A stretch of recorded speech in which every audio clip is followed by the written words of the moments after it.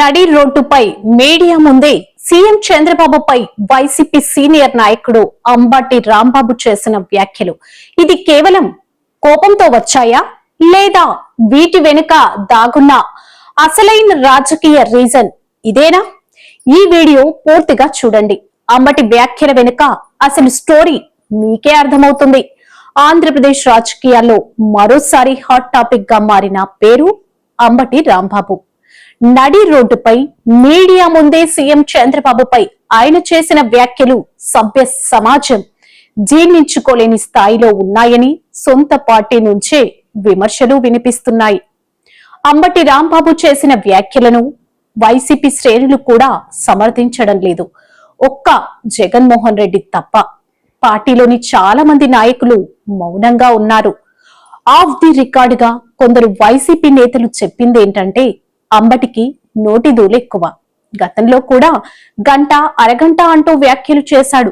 ఇప్పుడు ఆయన మారలేదు. ఇక్కడ ఒక కీలక చర్చ మొదలైంది మిత్రులారా. గతంలో టీడీపీ నేత కొమ్మారెడ్డి పట్టాభి జగన్ పై వ్యాఖ్యలు చేయగానే అర్ధరాత్రి అరెస్ట్, రెక్కలు విరిచి మరీ చర్యలు.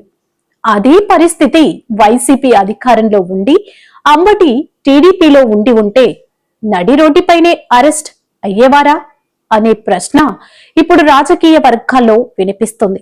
ఇప్పుడు అసలు ప్రశ్న, అంబటి ఈ స్థాయిలో రెచ్చిపోవడానికి అసలు కారణమేంటి? బయటకు వైసీపీ చెబుతున్న కారణం టీడీపీ శ్రేణులు అంబటి కారును అడ్డుకున్నాయి, అందుకే ఆయన ఆవేశంలో మాట్లాడారు. కానీ వైసీపీ లోపలి వర్గాల మాట ప్రకారం ఇది అసలు నిజం కాదు. వాస్తవం ఏంటంటే అంబటి రాంబాబుకు పార్టీలో ప్రాధాన్యం తగ్గిపోయింది. సత్తెనపల్లి నియోజకవర్గం ఇన్ఛార్జ్ పదవి నుంచి తొలగింపు, ఇటీవల ఆయనపై పలు కేసులు, పార్టీ నుంచి సరైన సహకారం లేకపోవడం, ఈ అన్ని కలిపి అంబటి లోపల కోపం అక్కసు పేరుకుపోయిందని వైసీపీ నేతలే ఆఫ్ ది రికార్డుగా చెబుతున్నారు. ఇక్కడ మరో కీలక విషయం, ఒక్క అంబటి మాత్రమే కాదు, వైసీపీలో చాలా మంది నేతలు లోపల ఆగ్రహంతో ఉన్నారు. కొందరు సంయమనం పాటిస్తున్నారు, మరికొందరు మాత్రం రోడ్డున పడుతున్నారు. ఈ కోపమంతా ఎవరిపైన అని అడిగితే వైసీపీ అధినేత పైనే అని లోపలి వర్గాలు చెబుతున్నాయి. మొత్తానికి మిత్రులారా, అంబటి చేసిన వ్యాఖ్యలు కేవలం ఆవేశం కాదు, పార్టీ లోపలి అసంతృప్తి, పదవులు ప్రాధాన్యత కోల్పోవడం, కేసులు సాకారం లేకపోవడం, ఈ అన్నిటి ఫలితమే ఈ పేలుడు. ఇలాంటి ఘటనలు వైసీపీకి మరింత నష్టం చేస్తాయా?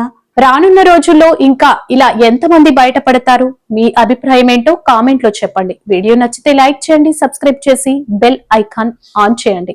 మళ్ళీ కలుద్దాం ఇంకొక హాట్ పొలిటికల్ అప్డేట్ తో.